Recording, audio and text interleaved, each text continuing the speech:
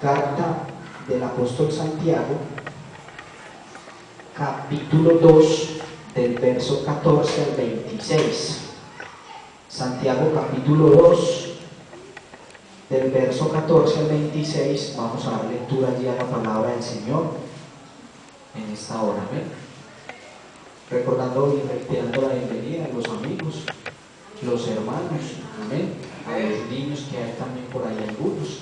Gracias a Dios que el Señor es bueno con todos, amén. Nos permite estar aquí en esta noche, la directiva de obra social. Gracias a Dios por la oportunidad que me da de predicar en esta noche la palabra de Dios. Amén. Santiago capítulo 2, vamos a leer del verso 14 al verso 26 de manera alternada. Hoy es un culto de obra social. Quiero que hablemos un poco acerca de eso, de lo que es el cristiano y las buenas obras.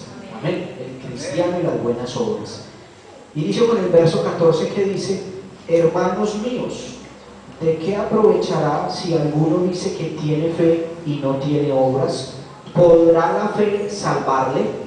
Y si un hermano o una hermana están desnudos y tienen necesidad de mantenimiento de cada día, y alguno de vosotros les dice: id en paz, calentados y saciados, pero no les dais las cosas que son necesarias para el cuerpo, ¿de qué aprovecha?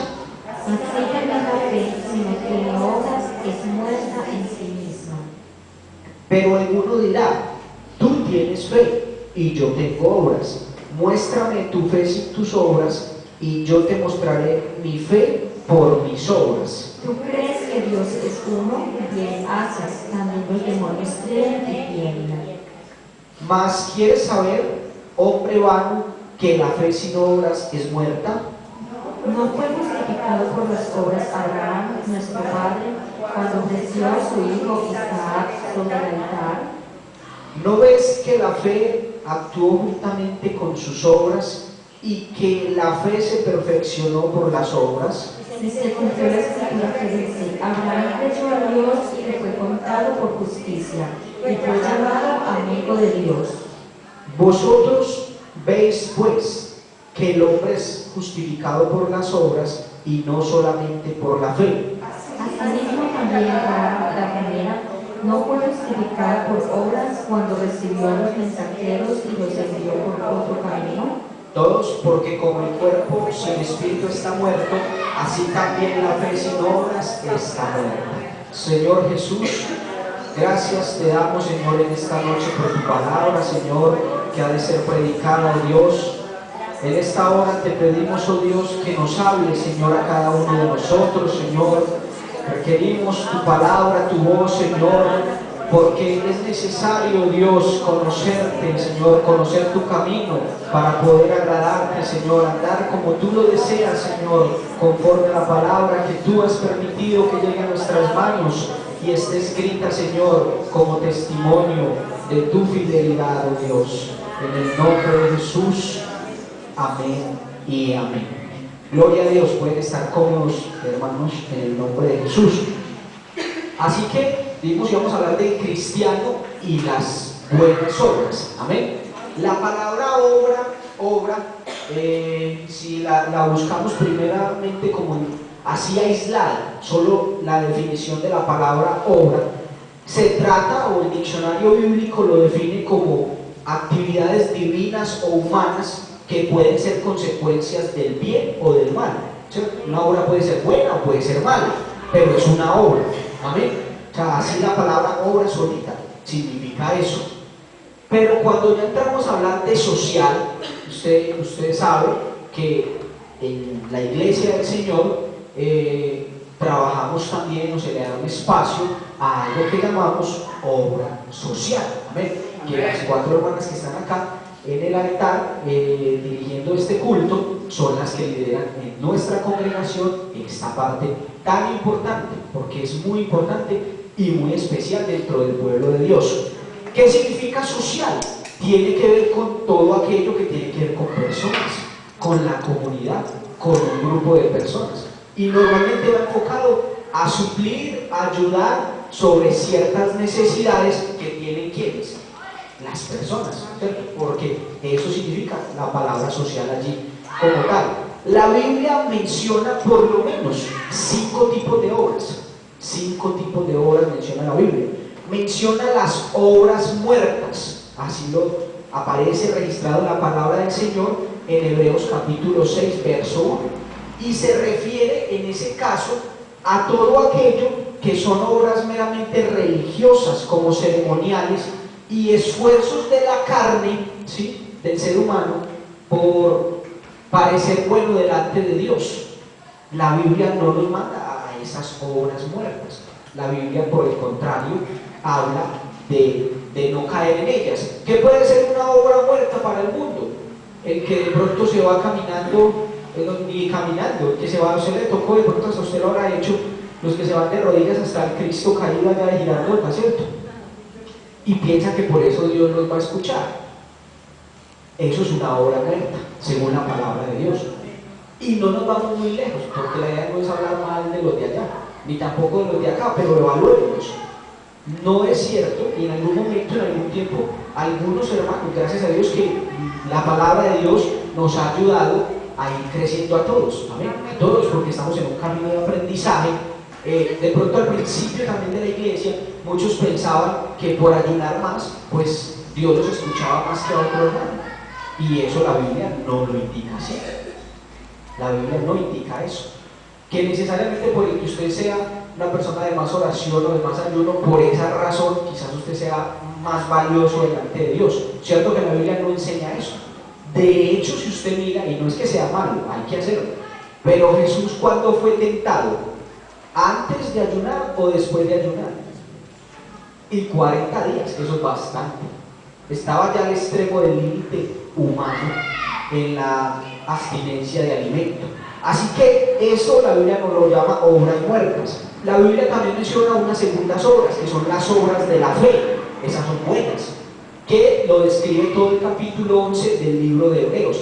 Las obras de la fe son aquellas donde la persona expresa con sus actos lo que el Espíritu Santo ha hecho en ella, ¿cierto? Lo que llamamos los frutos del cristiano.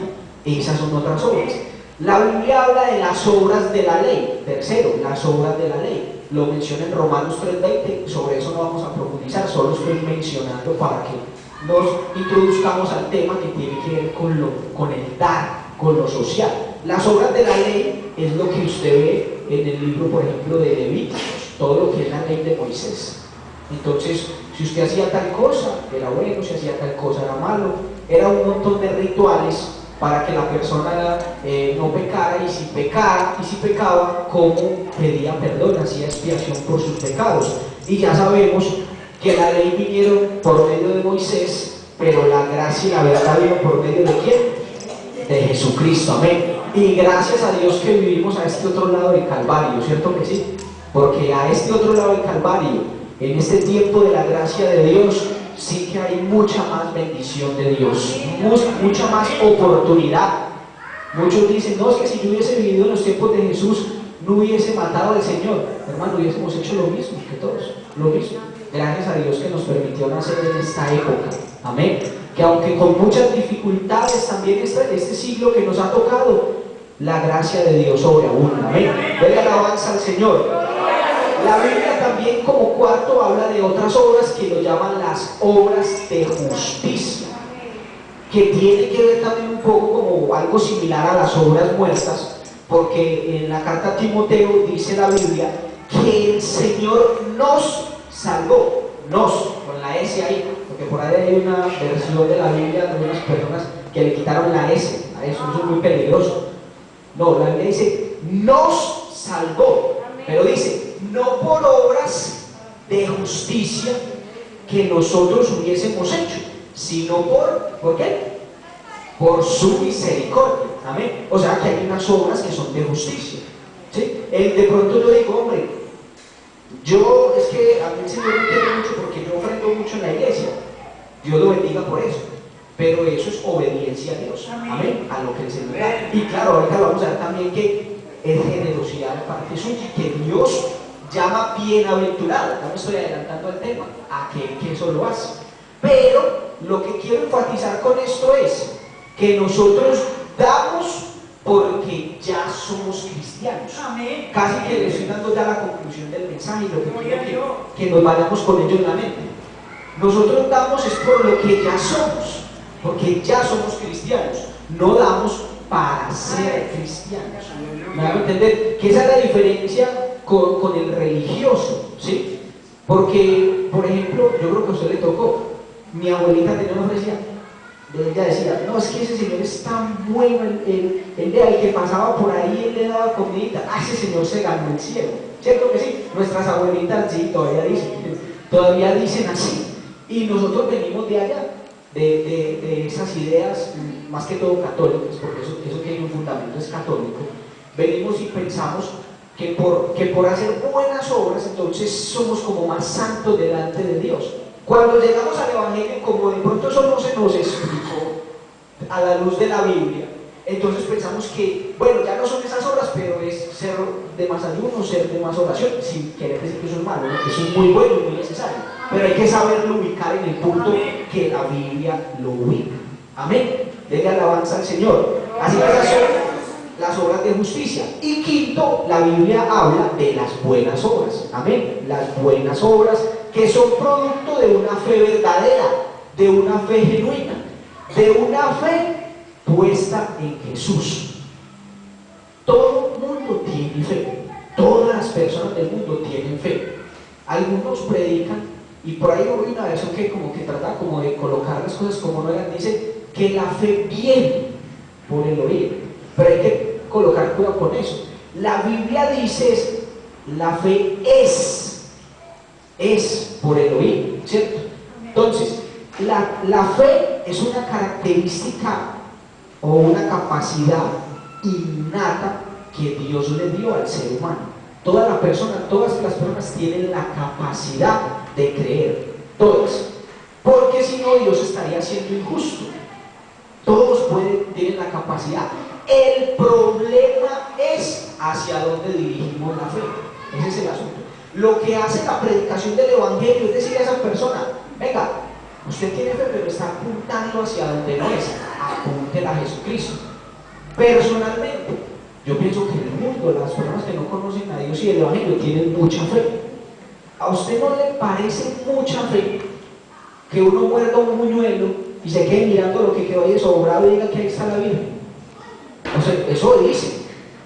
La otra yo creo que estaba muy adolescente, no creo que tenía menos de 10 años, y estaba en un colegio, por allá en Manrique, y un compañerito me dijo, ¿usted ya sabe que se apareció la Virgen? Y yo, ¿cómo así que se apareció la Virgen? Sí, por allí en una casa se apareció la Virgen, debajo de una poceta, un lavamanos, ¿cierto? De esos cepillos. Entonces, vamos a ir a ver. Y yo, pues vamos. Yo tenía para ir, yo creo que 8 o 9 años, pero yo estaba como en tercero. Entonces fuimos y resulta que aquí estaba la poceta, el espejo, ¿cierto? Y entonces debajito usted sabe que está la tubería por donde el agua, ¿cómo se dice eso? Por donde se va, ¿cierto? Por donde desagua, pues por ahí se va el líquido. Y entonces ahí, ese tubo tenía como una fuga, tuvo una fuga normal. Y entonces brotó agua a la pared, a la pintura. Y según pues las personas de ese lugar, que la señora de ahí entró al baño cuando se quedó mirando eso y que ahí estaba el rostro de la Virgen. No, y eso ya cobraba para entrar a esa casa y todo el asunto. Menos mal a mí me tocó gratis, todavía no les han hecho mucha bulla. Lo que me parece a mí curioso es que el niño fue el compañerito, éramos por ahí de 8 o 9 años. Él veía y dijo, pero vea, sí, ahí está la Virgen. Y eso se persona. Y yo era mirando, yo no podía ver nada. Yo me vine y todavía no me he podido cuadrar la imagen de la Virgen. Entonces, si usted lo mira de esa manera, ellos tienen mucha fe. ¿Cómo son capaces de ver ahí? Yo no sé si es que se lo imaginan o qué, porque es una característica innata de la persona creer. El problema es que ¿dónde colocamos la fe? Ese es el problema. El Evangelio lo que está haciendo es direccionando esa fe que la gente tiene desviada a la brujería, a los espíritus, a los supersticiosos, que los colombianos sí que somos muy supersticiosos y los paisas más, a una cosa y la otra, a que esa fe esté puesta en Jesús. Amén. Denle alabanza al Señor. Así que hay por lo menos 3 frutos que Santiago Santiago nos habla aquí de lo que son las buenas obras. Tres frutos o tres tipos de buenas obras. Nos habla primero del verso 15 al 17, nos habla de que una manera de hacer buenas obras o un fruto bueno del cristiano es la generosidad. Pero recuerden, lo reitero, no es por la ofrenda que usted da que usted es cristiano, no. Usted da porque ya es cristiano. Y como cristiano entendemos, ahí sí ya es distinto, que la Biblia nos enseña el principio de dar. Amén. Eso es importante que lo tengamos claro. Entonces, allí del verso 15 al 17 dice: y si un hermano o una hermana, estoy leyendo en Santiago 2, donde hicimos la lectura inicial, están desnudos y tienen necesidad del mantenimiento de cada día, y alguno de vosotros les dice: id en paz, calentados y saciados, pero no les dais las cosas que son necesarias para el cuerpo, ¿de qué aprovecha? Entonces ahí dice el verso 17: así también la fe, si no tiene obras, es muerta en sí misma. Amén, en sí misma. Entonces, una de las características y buenas obras que un cristiano hace porque ya es cristiano es ser generoso. Ese lo vamos a ampliar ahorita porque es la razón del mensaje. Otra buena obra que hace un cristiano es que es obediente. Del verso 21 al verso 24 habla y empieza a hablar acerca de Abraham, del padre Abraham. Y miren que usted ve que ahí no está hablando de que Abraham fue dadivoso, que dio un montón de cosas. Lo que dice es que Abraham le creyó a Dios y le fue contado por justicia y fue llamado amigo de Dios. Así que una buena obra, que el título del mensaje se llama El cristiano y las buenas obras, no es solamente el dar, porque recuerde que Cornelio, en Hechos capítulo 10, cuando se le presenta la visión a Pedro para que fuese a la casa de Cornelio, ¿qué le dice? Allá hay un varón justo, piadoso, que da ofrendas, que hacía de todo. Pero entonces, si Cornelio era tan bueno, ¿para qué Dios le mandó allí a alguien que le predicara la palabra? A Cornelio le faltaba algo, ¿cierto? Le faltaba la salvación. Él ya tenía una cosa buena, él era generoso, pero no era lo único. Amén. Entonces, mire, a una de las buenas obras del cristiano es ser obediente. Y aquí quiero hacer un paréntesis, que esto no tiene mucho que ver con la enseñanza, pero sí con esto de la obediencia. A veces cuando tomamos mal un texto de la palabra del Señor y lo usamos así como a la loca, y lo sacamos del contexto en el que Él está, como que forzamos a que Él diga lo que realmente el autor no quería decir. Por ejemplo, vamos a hablar de la palabra caja. ¿Qué tipos de cajas hay? Hay cajas de dientes, ¿sí o no? Hay cajas de dientes. Hay caja fuerte. Cuando usted va a un supermercado, la niña está registrando una caja que registradora, ¿cierto que sí? Vaya a la costera y allá lo tocan en un aparatico, como que aquí lo llamamos conga o bongoes, pero ellos lo llaman caja, ¿sí? Entonces mire que la palabra caja, depende usted donde la coloque, significa algo diferente, ¿sí? Yo iba a decirle, no es que la niña del supermercado estaba registrando en la caja de dientes, eso sí suena como bien, ¿cierto que no? Entonces, quiero mencionarlo porque este texto lo usamos mucho nosotros y nos equivocamos en el concepto, y muchos están equivocados. Hace poquito, incluso, no lo digo con alegría, pero estaba en un taller de pastores y que llevaban un buen rato, por lo menos ya algunos tenían hasta licencia general, y usaban ese texto así, y no lo dijeron, y ya me pareció ya como maluco, y yo llamé al moderador y yo le dije: aclare bien ese texto, porque es que lo están usando mal, y ellos son los que después van y llevan una idea errada a esto. Hay un texto acerca de la obediencia, y aquí mucho cuidado, y hermanas y hermanos, los que tienen hijos. Hay un texto que dice que Dios produce tanto el querer como el hacer. ¿Por qué? Por su buena voluntad. Amén. Vamos a analizar. Nosotros usamos mucho ese versículo de esta manera. Llega una hermana y está orando mucho por su hijo, que lamentablemente no ha vuelto a la iglesia. Normalmente el muchacho crece en la iglesia, pero ya adolescente se va y de pronto ya no quiere volver. y un muchacho a los 18 años, pues ya después de los 18 años tiene ya una cierta, ¿cierto? Por la misma ley y por la edad que tiene, ¿qué le va a imponer uno a una persona cuando igual ni Dios nos obliga a estar aquí? ¿O quién está aquí obligado por Dios? ¿Cierto que nadie? Así que mucho menos es el conducto nosotros pretender obligar a las personas. Pero a veces nosotros nos autoconsolamos y decimos, y algunos nos han despachado con ese consejo: hermano, no, tranquilo, que Dios es el que pone el querer como el hacer por su buena voluntad. Amén, hermano, y nos vamos. Pero eso hay que analizarlo bien. Eso hay que analizarlo bien. Se lo voy a explicar. Si usted lee todo el capítulo 2 de Filipenses, ese texto está dicho en Filipenses capítulo 2, del verso 1 al verso 13. En su casa lo lee con más detenimiento, pero lean. El autor viene hablando de la obediencia, Tiene unos textos que los predicadores usamos mucho cuando estamos muy emocionados, y es válido. Y por eso es que Dios le dio a Jesucristo un nombre que sobre todo nombre, y sobre ese nombre se doblará toda rodilla, ¿cierto? Es un texto, un versículo hermoso y nos gusta. Pero resulta que si usted analiza todo el texto, él viene hablando de la obediencia, solo que el autor quiso tomar como ejemplo a Jesús, simplemente. El autor, Pablo, el que le escribió esa carta a los Filipenses, pudo haber colocado como ejemplo, por ejemplo, a Abraham, ¿cierto? Como en este caso Santiago cogió a Abraham. Moisés también fue obediente a Dios, pero este autor quiso coger a Jesús y lo colocó como ejemplo de obediencia. Entonces como que no cuadra ese versículo ahí, porque habla, dice: haya pues en vosotros el mismo sentir que hubo también en Cristo Jesús, el cual siendo en forma igual a Dios, no se aferró a esa forma como cosa, no estimó eso, sino que él se humilló a sí mismo, tomando forma de siervo, haciéndose semejante a los hombres, y se humilló hasta la muerte y muerte de cruz. Viene hablando de una cosa hermosísima, y nunca que por ahí en ese último versículo dices que porque Dios produce tanto el querer como el hacer por su buena voluntad. Parece que fuera como otra historia, ¿cierto? Como que él hubiese cambiado de lo que venía hablando.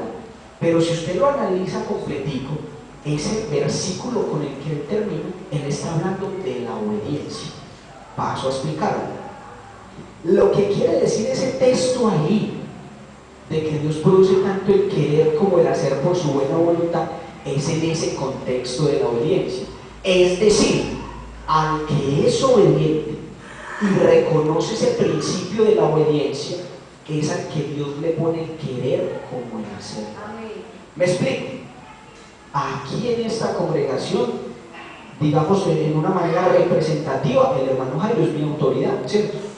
Directa, él me da una orden. Y él me puede darme una orden desde que no sea mala, que a mí no me guste, ¿cierto? Pero en este caso, como yo reconozco que en la Biblia hay un principio de autoridad, que de eso estuvieron enseñando el domingo, ¿cierto? Aquí está el hermano Wilmar, yo lo estuve predicando en Valparaíso. Entonces, el principio de autoridad va ligado a la obediencia, ¿correcto? Entonces, él me habla de que no es mala, pero digamos, a mí en mi sentir de Luis Martínez no me gusta. Pero como existe primero la obediencia, yo obedezco. En esa obediencia, Dios honra la obediencia, y en esa obediencia Dios me genera tanto el querer como el hacer. ¿Sí? ¿Por qué digo que lo hemos interpretado mal y quise hacer ese paréntesis? Porque, hermano, si decimos que a la persona que le predicamos el evangelio y nos contentamos, y mi deber como pastor en este lugar también es que entendamos cómo es la palabra, porque si no nos hacemos malas ideas, y por eso es que nos quedamos esperando a veces cosas que si la persona no se decide no van a pasar nunca. Decimos: no, Dios va a traer a mi esposo porque él produce el querer como el hacer. Si él no obedece, olvídese. ¿Sabe por qué? Porque Dios estaría violando un principio que él mismo enseñó y con el que él creó a Adán, que es el libre albedrío. Dios lo estaría trayendo a la mano. Este no quiere venir, pero entonces Dios lo trae a la iglesia. Y eso Dios estaría contradiciendo, ¿sí o no? Porque incluso eso es tan grave cuando lo concebimos mal, que eso apoyaría una doctrina que usted lo ha escuchado muchas veces, quizás lo hemos mencionado, acerca de una denominación que se llama creciendo en gracia, que ellos hablan de la predestinación. Ellos dicen, al que Dios ya tiene para ser salvo, ya Dios lo trae. Cierto que la Biblia no enseña eso, porque si eso es así, ¿para qué predicamos? No prediquemos. ¿Por qué? Porque ya Dios al que va a salvar lo trae, pero nosotros predicamos, y el deber de la persona es arrepentirse y obedecer. A uno no le gusta. ¿A quién le gusta obedecer? Seamos sinceros. Ay, tan bueno que es obedecer, que he dicho. Que, es que no robarás. Ya usted a cada rato de los que por ahí, usted está en un restaurante y al Señor visto un bolso ahí que tiene plata y se fue y lo dejó. ¿Cierto? Pero usted sabe, ahí va saliendo el Señor, a usted su conciencia lo acusa. De que otra cosa es que usted lo encontró y no había nadie por ahí, pero usted ya sabe de quién es. ¿Sí? Entonces, obedecer ese mandamiento como que, ay, hombre, yo tan necesitado. ¿Cierto? Así que hay cosas que la Biblia dice que no nos parece, seamos sinceros, en nuestra humanidad no las quisiéramos obedecer. Al hombre que de pronto le gustan, pero exageradamente las mujeres, a él no le gusta que la Biblia diga no adulterarás, pero como si tiene temor de Dios, él dice, a mí en mi humanidad esto no me gusta, pero tengo temor de Dios y por eso me sujeto a la palabra de Dios. Amén. Entonces, una de las buenas obras del creyente es la obediencia. Amén. Démosle gloria al Señor. Y otra que nos muestra aquí Santiago en ese texto es que otra buena obra del cristiano es el temor a Dios. El temor a Dios. Y menciona en el verso 25 a esta mujer llamada Rahab, que lo llama la ramera. Dice en el verso 25 de Santiago 2, ¿no fue justificada por obras? Pregunta, cuando recibió a los mensajeros y los envió por otro camino. Entonces mire que otra buena obra de un creyente que la hace porque ya cree y tiene fe es tener temor de Dios. ¿Por qué digo que temor de Dios tuvo Rahab ahí? Porque si usted se traslada a la historia, cuando eso sucedió, ella dice, cuando vinieron esos dos mensajeros y ellos le declararon, mujer, mira, nosotros somos del pueblo de Israel, tal cosa, ella les manifestó, es que nosotros estamos muertos del susto, porque es que escuchamos unas cosas grandiosas del Dios de ustedes y yo les voy a ayudar. Ella no se interpuso allí en el plan de Dios. Y aunque su condición no era la mejor, ni su profesión según ahí la Biblia, esta persona, por esa buena obra, ¿sí?, alcanzó por lo menos en ese momento, fue salva de que la mataran como los demás del pueblo. Amén. Entonces, eso son buenas obras en un cristiano.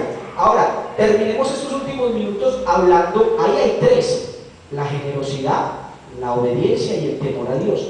El culto de hoy, el tema de hoy es acerca de la generosidad, del dar. Podemos ver muchas cosas rápidamente. Uno, el hacer obra social, ya centrándonos en el tema, no nos hace ni menos pecadores ni más salvos, no nos hace nada de eso. Simplemente que cuando entendemos la Biblia y por cuanto somos cristianos, le estamos dando cumplimiento a un mandamiento del Señor, que Él lo estipuló como el segundo más grande mandamiento. ¿Cuál es? Amarás a tu prójimo como a ti mismo.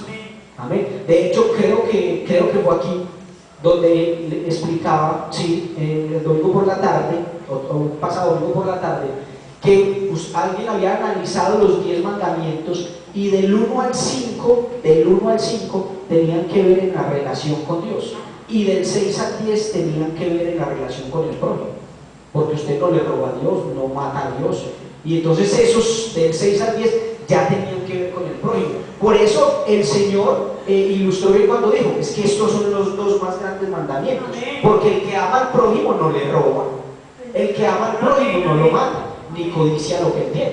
Amén. Dele alabanza al Señor Jesucristo. Eso es uno.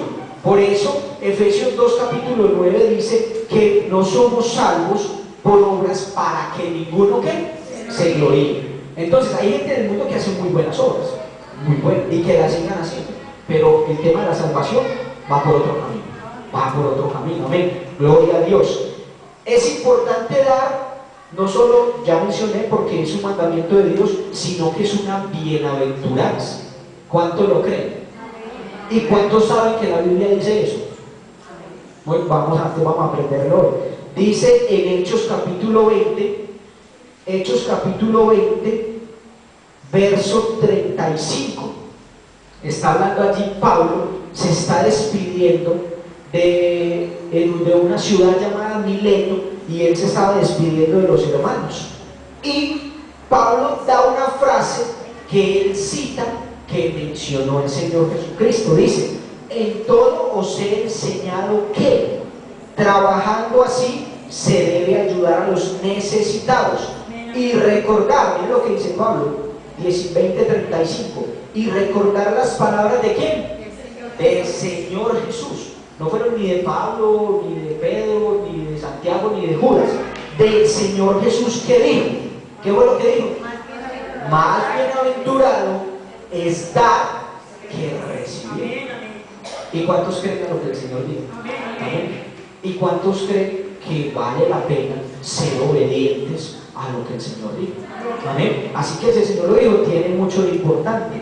Ahora bien, esas son dos características del dar, que cumplimos lo que Dios manda, pero además el Señor es tan bueno que aunque es un mandamiento de Él, nos llama bienaventurados. Ahora, dice sí la Biblia que es importante darle al que es necesitado. Amén. Porque Él hablaba de que los gentiles hacían esto, y los publicanos le daban al que les podía devolver el favor. Entonces, para los hermanos, porque sabemos que en la iglesia del Señor hay hermanos muy generosos, que nos gusta esa parte del dar, que están necesitados sin tener que hacer mucha bulla. Hermanos, es importante saber, cuando usted quiera darle algo a alguien, trate de hacerlo con alguien que no le pueda devolver el favor, ¿cierto? Porque así es como hace el mundo. El mundo tiene una frase que dice que una mano lava la otra mano, y las dos manos juntas, ¿qué? A usted no lo sabe. Las dos manos juntas se lavan la cara. Así dicen, ¿cierto? Y eso en muchos círculos utilizan esa frase: una mano lava la otra mano, y las dos manos juntas se lavan la cara. Pero en el reino de Dios, recordemos que, por ejemplo, en este reino se sube bajando, ¿cierto? Amén. Amén. Entonces aquí las normas de Dios son distintas.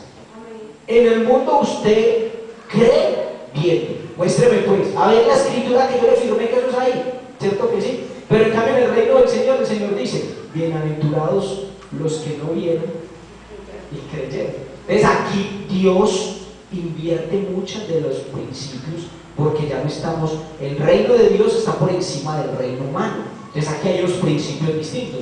Aquí el dar es un principio importante.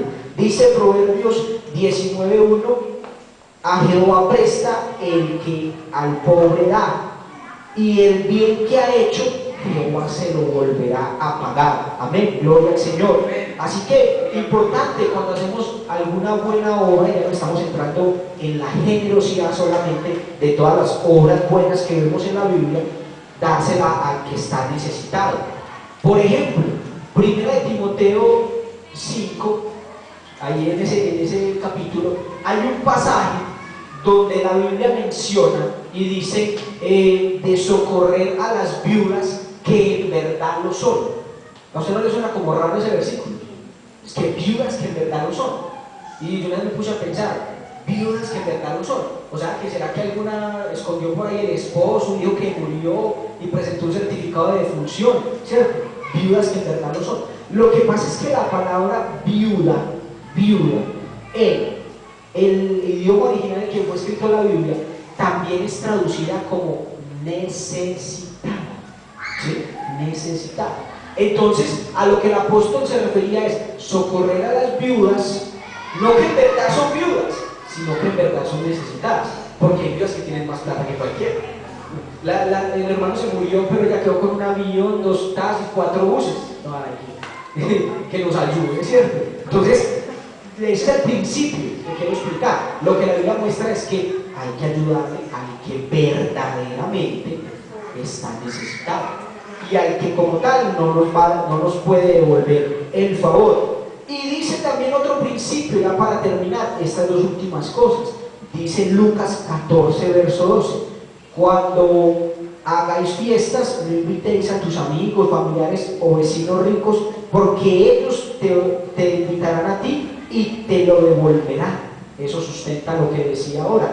También la Biblia nos enseña que cuando hagas una obra dice que no sepa tu mano izquierda, ¿cierto? No sepa tu mano derecha lo que hace la izquierda, que esa recompensa, hermano, venga de Dios, ¿cierto?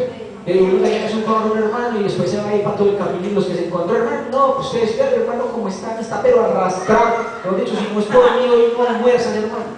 Entonces, dice la Biblia que ya esa es nuestra recompensa. ¿Usted qué prefiere? ¿Que le pague Dios o simplemente que lo alabe un hombre y decir, este hermano es como buena gente? ¿Cierto que es mejor que nos pague Dios? Porque Dios paga mejor. Amén. Dios es tan bueno, que cuando el pueblo de Israel iba a ser destruido por una mortandad, y Dios le preguntó a David, bueno, mijo, ¿usted qué prefiere? ¿Que lo agarre el enemigo tantos días o que lo agarre yo? Porque Dios estaba en el momento y iba con el juez en la mano, pero David dijo, Señor, yo prefiero que sea usted, porque yo sé que en medio de todo usted es misericordioso. Y si es misericordioso cuando está castigando, ¿cómo será de bueno cuando está bendiciendo? Amén. Entonces es mejor que sea Dios el que nos pague. Amén. Que no quieran aparecer como nosotros, como justos. Y por último, para terminar, esto es bien importante. Si usted tiene dos personas necesitadas, por eso digo, esto no es acepción de personas, pero nosotros estamos en el reino de Dios. Y aquí los principios, debemos ser los principios que Dios nos enseña, aunque a veces puedan ir en contra de pronto de lo que el mundo enseña. Si usted tiene dos personas, de pronto que usted sabe que están necesitados, uno es inconverso, no conoce del Señor, o no quiere más bien porque a muchos se les ha hablado y no quiere. Y otro que es hermano, ¿qué dice la Biblia? ¿Que a quién debe usted priorizar? A los de la familia de la fe. Muy bien, así dice la palabra. ¿Por qué? Porque así nos lo enseña. La Biblia dice que había una congregación en especial ahí mismo en Jerusalén. Los hermanos tenían una gran necesidad. Ellos estaban padeciendo mucha necesidad por una mala interpretación, un desorden administrativo que hubo al principio en la iglesia, que como todos pensaron que el Señor ya venía, ¿sí? Estaban en esa bomba de haber recibido todos el Espíritu Santo, y entonces ellos vendieron sus propiedades, porque ellos dijeron, no, el Señor ya viene. Y se comieron todo, como dice la hermana Lidia, se comieron todo. Y por ahí dicen que donde se saca y no se echa, se acaba la cosecha.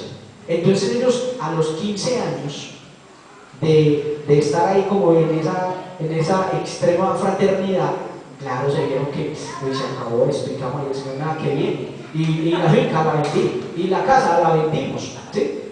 Entonces quedaron en necesidad. Y Pablo dice que de la iglesia de Macedonia mandaban ofrenda para los hermanos. Entonces Pablo enseña que el Señor mismo lo dijo, a los pobres siempre los tendréis con vosotros, pero la palabra de Dios enseña que debemos primar por la familia de la fe. Lo enseña el Señor. No es malo ayudarle al otro, pero la Biblia enseña que debemos tener preferencia por aquellos que también siguen al Señor. Amén. Gloria a Dios. Vamos a estar en pie, vamos a orar en esta noche, a darle gracias al Señor por su palabra, gracias a Dios por lo que nos enseña. Hay muchas formas de hacer buenas obras, pero qué bueno cuando